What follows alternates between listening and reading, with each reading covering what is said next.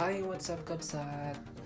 Welcome back. This is your Manong Ronald, OFW here in Japan. And as you can see, bali nag-wait po kami for this day. Nag-wait po kami or yung tinatawag nilang Taijo dito sa Japan.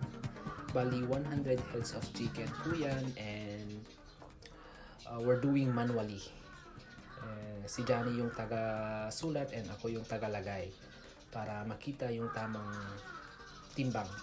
Bali, nagtitimbang po kami every week po yan para makita yung mga feed intake ng mga manok kung bumaba or tumaas para alam nila kung ibaba yung level ng feed or itaas. Ayan po.